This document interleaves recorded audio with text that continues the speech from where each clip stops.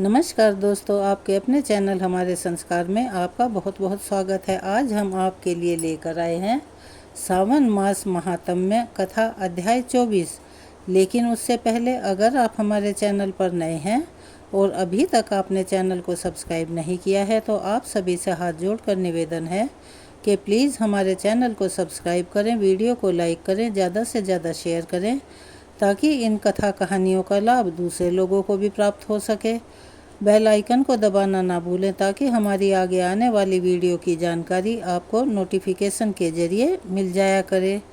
तो चलिए एक बार मेरे साथ बोलिए, ओम नमः शिवाय, हर हर महादेव, बम बम भोले। जैसा कि आप सभी जानते हैं, सावन महात्म्य की कथा के बाद हम आपको एक कथा और सुनाते हैं। तो चलिए शुरू करते हैं आज के सावन मास महात्म्य की कथा। भगवान शिव देवी पार्वती को सप्तऋषि और ब्राह्मण की कथा सुनाने से पहले कहते हैं, पार्वती इसके बाद एकाग्रचित होकर नंदादित्य का दर्शन करने के लिए जाएं। पूर्व काल में नंद नाम से प्रसिद्ध एक राजा हो चुके हैं जो सभी लोगों को सुख देने वाले थे। उन धर्मात्मा राजा के शासनकाल में दुर्भिक्ष, रोग, व्याधि, अकाल मृत्यु तथा अनावृष्टि का भय किसी को नहीं होता था। कुछ समय के बाद पूर्व कर्मों के फल से राजा का शरीर बड़े भारी कुष्ठ रोग से भर गया। इससे उन्हें बड़ा वैराग्य हुआ और उन्होंने प्रभास में नदी के तट पर देवाधिदेव भगवान सूर्य की स्थापना की। इससे वे रोग से मुक्त हो गए। वहाँ स्नान और श्राद्ध तर्पण करके नंदादित्य का दर्शन करने वाला मनुष्य फिर मृत्यु लोक में जन्म नहीं लेता, अर्थात मुक्त हो जाता है। पार्वती प्राचीन सरस्वती के तट पर भगवान पर्णादित्य का स्थान है।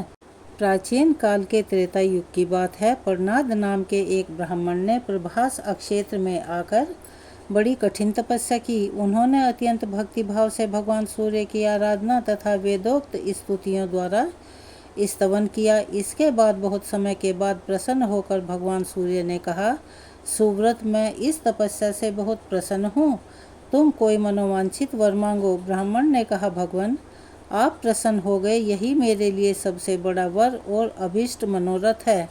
देवेश्वर, आपका दर्शन तो स्वप्न में भी दुर्लभ है, फिर भी अगर आप मुझे वर देना ही चाहते हैं तो मैं आपसे प्रार्थना करता हूँ, आप सदा इसी स्थान पर निवास करें। एवमस्तु कहकर भगवान सूर्य अंतर्ध्यान हो गए। प्रणाद के द्वारा स्थापित होने के कारण फिर वे प्रणादित्य कहलाए। प्रणाद जीवन भर उनकी आराधना में लगे रहे। अंत में उन्हें सूर्यलोक की प्राप्ति हुई। जो भाद्रपद मास की षष्ठी को वहाँ स्नान और पर्णादित्य का दर्शन करता है वह कभी कोई कष्ट नहीं पाता। गंगा पथ नामक स्थान में महान स्तोत्र वाली गंगा जी और गंगेश्वर शिव हैं। जो वहाँ स्नान करके गंगेश्वर की पूजा करता है वह भयंकर पापों से मुक्त हो जाता है। देवी ऋषि तीर्थ के समीप देविका नामक उत्तम अक्षेत्र भी है जो इच्छा अनुसार फल देने वाला है। वही ऋषियों और सिद्धों से घिरा हुआ वहाँ महाप्रसिद्ध वन है जो तरह तरह के वृक्षों और लताओं से व्याप्त है तथा पर्वतों से सुशोभित है। देविका के उत्तर तट पर मैं उमापतीश्वर नाम से निवास करता हूँ। वह अक्षेत्र मुझे बहुत प्रिय है। महादेव जी कहते हैं, पार्वती, वहाँ मेरा विग्रह उमा नाम के तुम्हारे विग्रह से संयुक्त है, इसीलिए उमापति नाम से वहाँ मेरी प्रसिद्धि हुई है। जो पौष मास की अमावस्या को वहाँ श्राद्ध करता है उसका वह श्राद्ध अक्षय हो जाता है।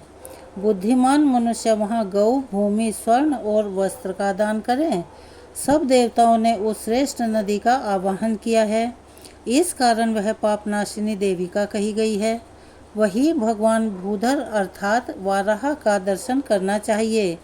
चारों वेदी उनके चारों पैर हैं, यूप उनकी दाढ़ है, क्रतु उनके दांत हैं, श्रवा मुख है, अग्नि जिह्वा है, कुश रोम है, ब्रह्म मस्तक है, दिन और रात उनके नेत्र हैं, वेदांग कानों के आभूषण हैं। इस प्रकार यज्ञमयी वाराह भगवान उस स्थान पर स्थित हैं। आश्विन मास की अमावस्या तथा एकादशी को जब सूर्य कन्या राशि पर स्थित हों, गुड़ युक्त पायस अर्थात खीर और गुड़ युक्त हविष्य लेकर नमो वह पित्रो रसायः इत्यादि मंत्र से उसको तथा अन्य भोजन सामग्री को अभिमंत्रित करें। तेजो असि शुक्रम इत्यादि मंत्रों से, घी दधि अतिक्रमणों इत्यादि मंत्र से दही को अभिमंत्रित करें। जितने भी भोक्ष भोज्य पदार्थ हैं उन सभी को महान इंद्रेण इत्यादि मंत्र के द्वारा अर्पण करें। संवत्सर इत्यादि मंत्र के द्वारा जल अर्पित करें। इस प्रकार ब्राह्मण को भोजन कराकर वहाँ पिंडदान देना चाहिए। प्राचीन काल में शमी मुख नामक एक ब्राह्मण हुआ करते थे। उसके विशाल नाम का एक पुत्र हुआ जो बड़े भयंकर कर्म करने वाला था। उसने एकमात्र माता पिता की सेवा को छोड़कर कभी भी कोई सत्कर्म नहीं किया था। इसके बाद बहुत लंबे समय के बाद उसके माता पिता बहुत वृद्ध हो गए और जब उनकी मृत्यु का समय निकट आ पहुंचा तब उस समय वे रोग आदि से बहुत व्याकुल थे।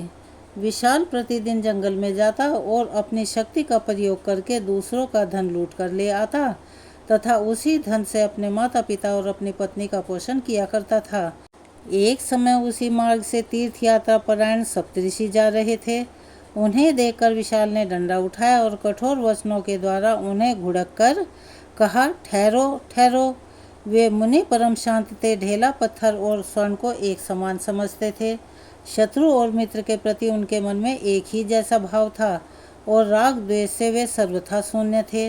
उन्होंने आपस में कहा कि हम लोगों के साथ जो इसका दर्शन और संभाषण हुआ है वह व्यर्थ न जाए, इसीलिए इससे बात अवश्य ही करनी चाहिए। ऐसा निश्चय करके अंगिरा मुनि ने कहा, तस्कर थोड़ी देर तक सावधान होकर मेरी बात सुनो।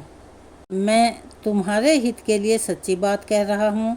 पहले तो यह बताओ कि तुम्हारे घर में किस गोत्र के कौन कौन लोग रहते हैं। तब तस्कर बोला, मुने, मेरे घर में बूढ़े माता पिता और मेरी संतानहीन पत्नी है और एक मैं हूँ, पांचवा कोई नहीं है। अंगिरा ऋषि ने कहा, तुम पाप से जो धम कमाते हो उसी से उन सब की पुष्टि हो रही है। इसीलिए घर जाकर उन सब से पूछो कि मैं पाप करता हूँ और सब लोग उस पाप की कमाई को खाते हैं, इसीलिए वह पाप किसको लगेगा और मेरा पाप कैसे छूटेगा। मुनि के ऐसा कहने पर विशाल तुरंत अपने ही घर गया और मुनि की कही हुई बातें अपने माता पिता से उसने पूछी। उसकी बात सुनकर माता पिता कहने लगे, बेटा, एक मनुष्य पाप करता है तो उस पाप की कमाई को बहुत से लोग भोगते हैं। भोगने वाले तो छूट जाते हैं, लेकिन पाप करने वाला उस पाप दोष से लिप्त हो जाता है। जो मंदबुद्धि मनुष्य कुटुंब के लिए अशुभ कर्म करता है उस पापी को निश्चय अपनी आत्मा प्रिय नहीं होती। माता पिता की बात सुनकर विशाल को मन ही मन कुछ भय हुआ और उसने निकट जाकर अपने माता पिता से कहा कि मैं तो आप लोगों के लिए ही पाप करता हूँ, इसीलिए आप उसके किसी अंश का भोग करेंगे कि नहीं। माता पिता कहने लगे, बेटा, जब हम पहली अवस्था में थे तब तुम हमारे द्वारा पालन करने योग्य थे और अब इस वृद्धा अवस्था में तो तुमको ही हमारा पालन पोषण करना चाहिए। ब्रह्मा जी ने यही पिता पुत्र का पारस्परिक धर्म बतलाया है। हमने तुम्हारे लिए जो भी शुभाशुभ कर्म किया है उसको हम भोग रहे हैं और अब तुम जो शुभ या अशुभ कर्म कर रहे हो उसका भोग तो तुम ही भोगोगे। इसीलिए विद्वान पुरुष को सदा शुभ कर्म ही करने चाहिए। चोरी, खेती, ब्याज व्यापार अथवा नौकरी कुछ भी करके तुम हमें प्रतिदिन भोजन देते हो उसका दोष हमको नहीं लगता। माता पिता की बात सुनकर विशाल ने अपनी पत्नी से भी यही बात पूछी। पत्नी ने भी वही उत्तर दिया जो माता पिता ने दिया था। इससे विशाल बड़ा वैराग्य हुआ और वह बार बार अपने निंदा करता हुआ बहुत ही दुखी हुआ और कहने लगा, मुझ पाप कर्म परायण दुष्कर्मी को धिक्कार है। जो विवेक से शून्य और सत्संग से रहित है, जो विद्वान पुरुषों की सेवा नहीं करता वही पाप करता है। उस पापी को अपनी आत्मा प्रिय नहीं है। इस प्रकार सोच विचार करता हुआ विशाल अब वापस मुनि अंगिरा के पास आया और मधुर वाणी में आदरपूर्वक कहने लगा, मुने, अब आप पधारिए। यह अपना कुशासन और कमंडलू लीजिए। यह है आपके वलकलचीर और मृगचर्म। यह सब लेकर आप मेरा अपराध क्षमा कर दीजिए। मैं दीन हूँ, कृपण हूँ तथा सत्संग से वंचित और मूर्ख हूँ। मुझे क्षमा कीजिए। आज से मैं इस साधु निंदित क्रूर और भयंकर कर्म से निवृत्त हो गया। अब मुझे इस पाप कर्म का कोई प्रायश्चित बताइए जिससे आपकी कृपा से मैं पाप से मुक्त हो जाऊं। तब ऋषि कहने लगे, वत्स, तुमने बहुत अच्छी बात पूछी है। अब एकाग्रचित होकर सुनो, मैं तुम्हें एक बहुत गोपनीय बात बताऊंगा। उसे किसी के सामने भी नहीं कहना चाहिए। उसके जब से तुम अवश्य ही पाप मुक्त हो जाओगे। यह 4 अक्षर वाला मंत्र तुम ऊंचे स्वर से जपते रहो। यह मनुष्यों के सभी पापों को हरने वाला तथा स्वर्ग और मोक्ष देने वाला है। उनके ऐसा कहने पर विशाल प्रतिदिन उस मंत्र का जप करने लगा और वे मुनि वहां से चले गए। विशाल गुरु भक्त था। देविका के उत्तम तट पर उस मंत्र का जप करते हुए उसे समाधि लग गई। उसकी भूख प्यास नष्ट हो गई और शरीर भी शुद्ध हो गया। मंत्र, तीर्थ, द्विज, देवता, दैवज्ञ, दवा और गुरु, इनमें जैसी जिसकी भावना होती है उसको वैसी ही सिद्धि प्राप्त होती है। यह जीवात्मा स्वभाव से ही निर्मल परमात्मा का स्वरूप है। उपाधि के संग से विकार को प्राप्त होता है। जैसे स्फटिक मणि स्वरूपतः स्वच्छ है, किंतु उपाधिवश उसमें भी अलग अलग रंगों की प्रतीति होती है। जिस प्रकार भ्रामरी स्वयं तो बंध्या होती है, लेकिन कहीं से छोटा सा जीव जंतु पाकर उसे अपने स्थान पर ले जाती है और ध्यान मग्न होकर अपने शिशु रूप में उसका चिंतन करती है, जिसके कारण उसी का ध्यान करके बढ़ने वाला वह जीव भी वैसा ही हो जाता है। यद्यपि वह जीव दूसरी योनि में उत्पन्न हुआ रहता है, फिर भी भ्रमरी के चिंतन से भ्रमर रूप हो जाता है। यही सत्पुरुष के लिए दृष्टांत है। जो गुरु से उपदेश पाकर उसमें संदेह करता है, वह कभी भी सिद्धि को प्राप्त नहीं कर सकता। जैसे भाग्यहीन पुरुष को निधि नहीं मिलती, इस प्रकार मंत्र जप में संलग्न होकर अमृत को प्राप्त हुए विशाल मुनि के सहस्त्र वर्ष बीत गए। देवी कुछ समय के बाद वे बांबी की मिट्टी से घिर गए। उन्हें इस बात का कुछ भी पता नहीं था। फिर भी बहुत समय के बाद वे सप्तऋषि फिर उधर से आ निकले और उस स्थान को देखकर एक दूसरे से कहने लगे, यही वह भयानक आकार वाला तस्कर विशाल हमें मिला था, जिसने यहाँ आते ही हमारा सब कुछ लूट लिया।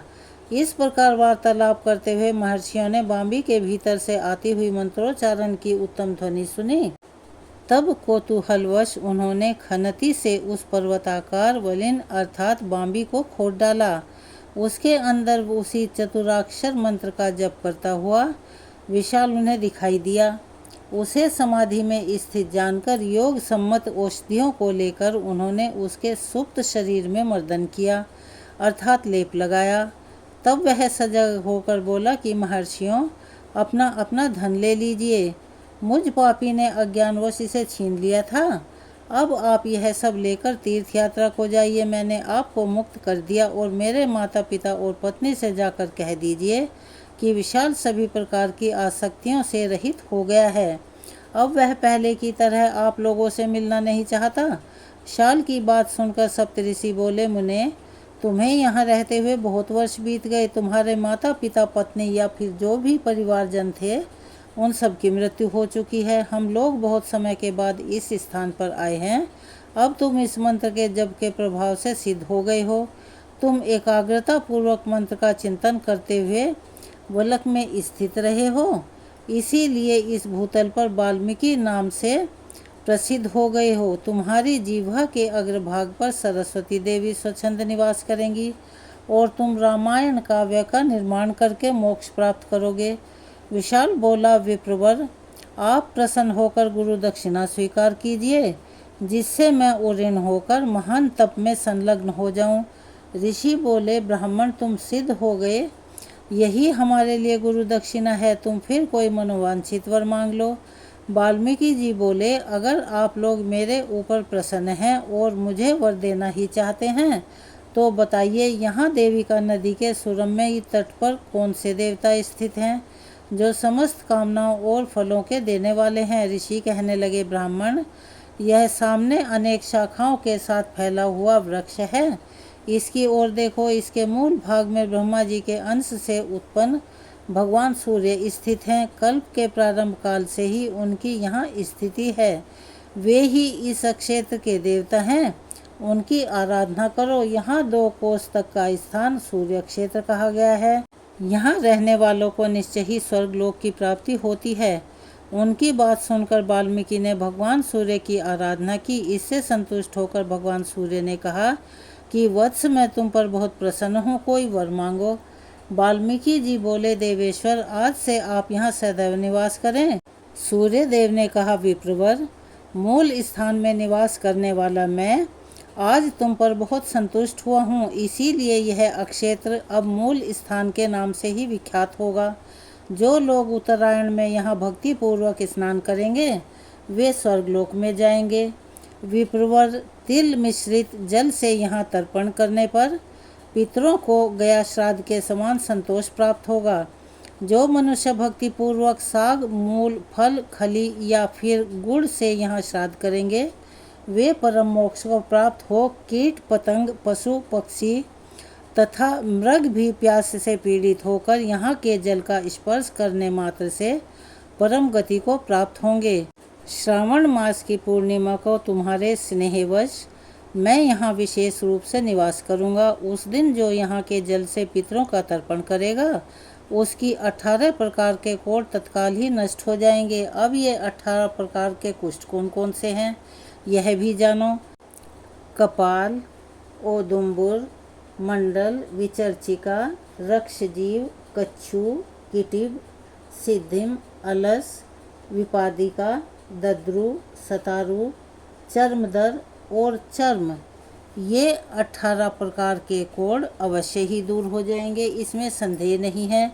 ऐसा कहकर सूर्यदेव अंतर्ध्यान हो गए। वाल्मीकि मुनि ने सूर्यदेव की आराधना तथा रामायण काव्य की फिर निर्माण किया। इसीलिए उस तीर्थ में सभी यज्ञों का फल देने वाले सूर्यदेव का अवश्य ही दर्शन तथा इस सर्व पातक नाशिनी कथा का श्रवण करना चाहिए। यह थी आज की सावन मास महात्म्य की कथा। इसको हम यहीं पर विराम देते हैं और अब शुरू करते हैं अपनी अगली कथा। आज हम आपको सुनाने जा रहे हैं माता अनसुईया की कथा। भारतवर्ष की सती साध्वी नारियों में अनसुईया जी का स्थान बहुत ऊंचा है। इनका जन्म अत्यंत उच्च कुल में हुआ था। इन्होंने ब्रह्मा जी के मानस पुत्र परम तपस्वी महर्षि अत्रि के हृदय को जीत लिया था। भगवान को अपने भक्तों का यश बढ़ाना होता है तो वह तरह तरह की लीलाएं करते हैं। माता लक्ष्मी जी, माता सती जी और माता सरस्वती जी अपने पतिव्रत पर बड़ा ही अभिमान था। तीनों देवियों के अहंकार को नष्ट करने के लिए भगवान नारद के मन में एक प्रेरणा उत्पन्न हुई और उसका परिणाम यह हुआ कि फिर नारद जी माता लक्ष्मी जी के पास पहुँचे।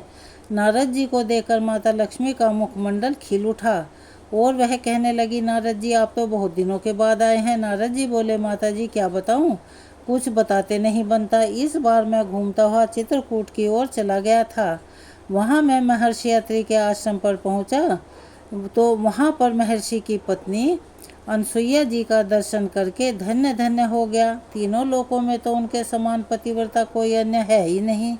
नारद जी की यह बात देवी लक्ष्मी जी को बहुत बुरी लगी। उन्होंने पूछा, देव ऋषि, क्या वह मुझसे भी बढ़कर पतिव्रता है? नारद जी कहने लगे, माते, तीनों लोकों में कोई भी स्त्री सती अनसुईया की तुलना में किसी गिनती में ही नहीं है।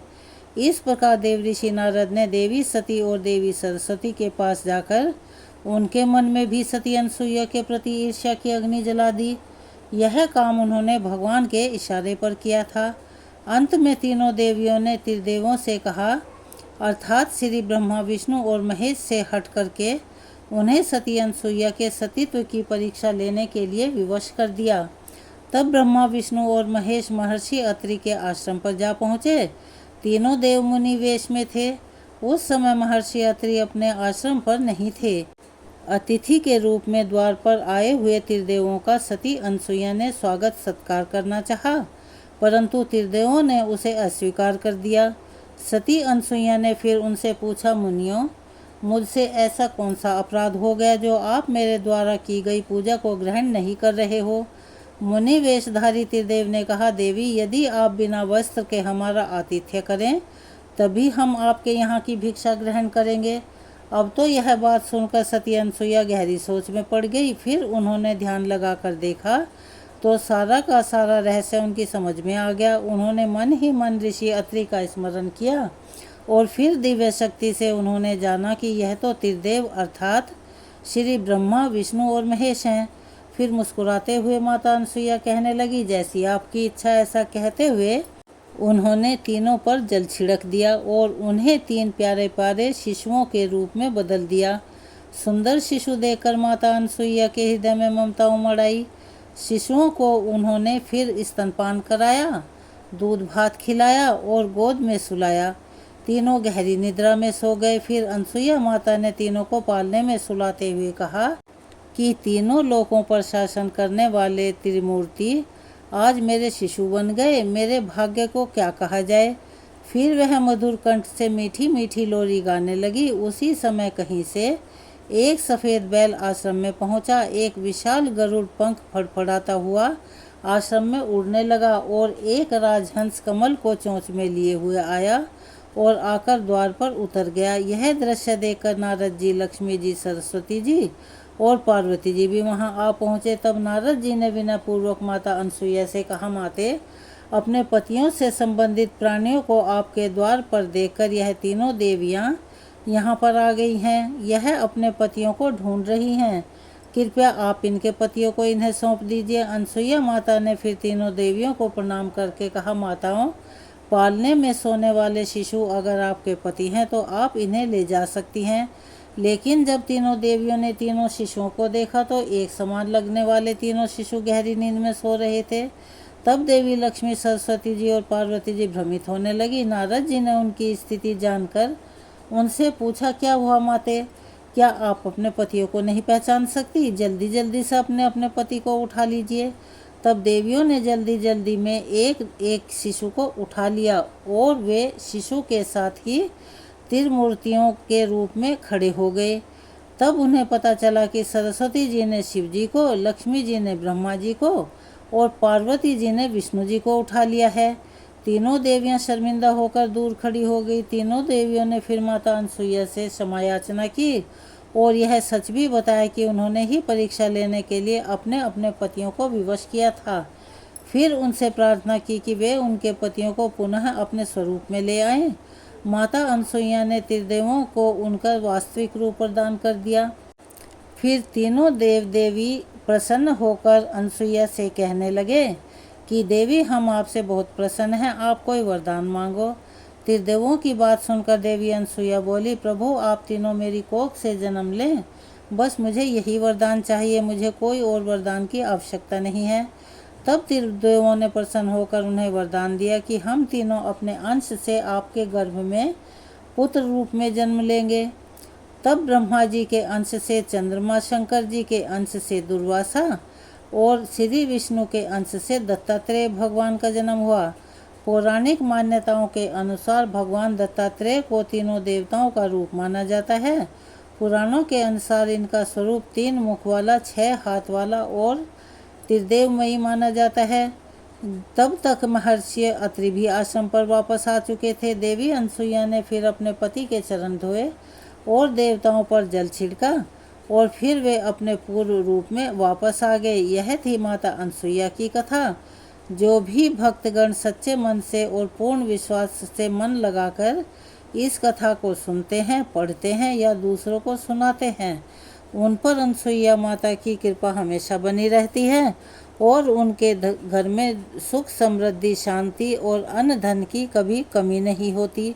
यह कहानी आपको कैसी लगी? कमेंट्स बॉक्स में अपनी राय अवश्य लिखें। अगर आप हमारे चैनल पर नए हैं और अभी तक आपने चैनल को सब्सक्राइब नहीं किया है तो आप सभी से निवेदन है कि प्लीज़ हमारे चैनल को सब्सक्राइब करें, वीडियो को लाइक करें, ज़्यादा से ज़्यादा शेयर करें ताकि इन कथाओं के श्रवण का लाभ और लोगों को भी मिल सके। बेल आइकन को दबाना ना भूलें ताकि हमारी आगे आने वाली वीडियो की जानकारी आपको नोटिफिकेशन के जरिए मिल जाया करे। अपना सहयोग और प्यार हमें ऐसे ही प्रदान करते रहें। कमेंट्स बॉक्स में ओम नमो भगवते वासुदेवाय नमः, श्री ब्रह्मा जी महाराज की जय, ओम नमः शिवाय, हर हर महादेव लिखना ना भूलें। धन्यवाद।